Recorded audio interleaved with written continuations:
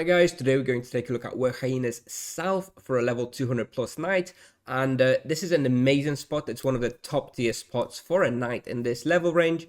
As you can see in the result, you can expect somewhere around 2.6 kk raw experience, which is about 3.9 on 150, and sizable profit of around 250k per hour. So excellent results. Overall tier rating, I give it as an S minus.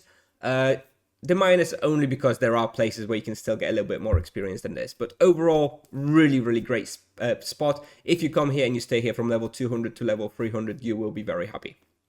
Difficulty-wise, I give it a 9 out of 10. It's very difficult at the start. There's a lot of death damage, which you can't protect against very well at level 200. So it is tricky. You're definitely going to be chugging Supremes when you first come here. However, the upside is that it does get much easier with levels as you're leveling up. By level 300, it's like trivial. You're just coming in doing boxes, not really worrying. So it scales very well. You're really going to be trivializing this very quickly. But it will be difficult at level 200, so do watch out for that. Bestiary around 1.5 hours for Werehyaenas. Honestly, even a little bit less. As you can see, you can do about 900 Werehyaenas per hour, so just over an hour for the Werehyaena bestiary, and about 3 hours for the shamans. Either way, you're going to be completing those very quickly. For requirements and notes, like I mentioned, level 200 plus minimum for those supreme health potions. There is no access quest required. You will need your ice weapon, so whenever you unlock your first elemental ice weapon, you pick that up, and that's when you can start coming. I think that's like level 220 for axe, 200 for sword, and I think 250 for club. Obviously subject to change as new items come out. This place can be hunted by pretty much everybody. This is a super popular spot. It's close to depot, no access quest, great exp health ratio, great density. So obviously it's very popular, especially on new servers. So you might have to wait for your turn. Anyway, recommended imbuements, all standard. Also, you need to prioritize physical protection followed by death and earth protection. As you can see, this split here is 44% physical, 37% death, and 19% earth. So it's a bit tricky to itemize for as a level 200 plus knight, which is where a lot of the difficulty comes from, for you at level 200. I would definitely try to imbue death protection in your armor if you have a spot. So if you're using ornate chestplate, definitely stick vampirism and death protection in it, at least at level 200. From level like 250 or 300, you can probably get away without having that imbuement. Moving on, supplies per hour, I use about 600 Supremes, about 2,000 strong mana potions. With regards to the charms, the ideal setup is freeze on Werehyaena Shaman, plus Divine Wrath on Werehyaena. However, you most likely won't have both of those charms available, so if you don't, I would just recommend sticking any charm that you can on Werehyaena.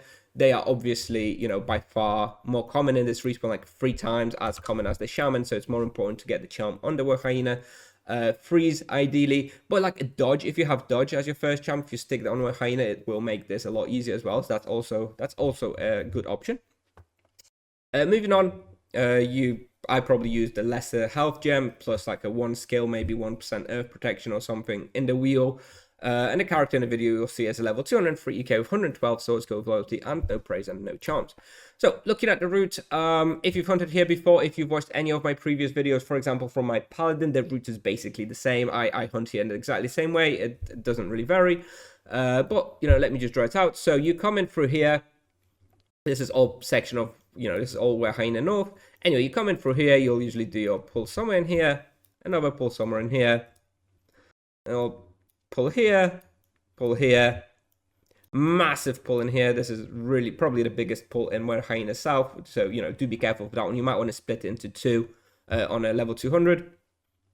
Another pull in here, another pull in here, another pull in here. At this point you probably want to go up 1 level. On the up 1 level, I usually just do 1 pull here, because then I don't need to backtrack very much.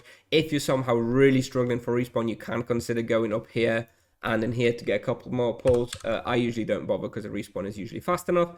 Anyway, then I go back down, usually do another pull somewhere in here, and then basically restart from here and just go again clockwise around the whole Werehyaenas South. So yeah, that's what I have for you today, guys. In my opinion, excellent spot. S minus tier, which is very good. So definitely recommend it. Not really much more to say. It's a great spot. So yeah. Hope you check it out. Anyway, thank you very much for watching. That's what I have for you today, guys. I'm going to play the video now, and I'll see you in the next one. Bye-bye.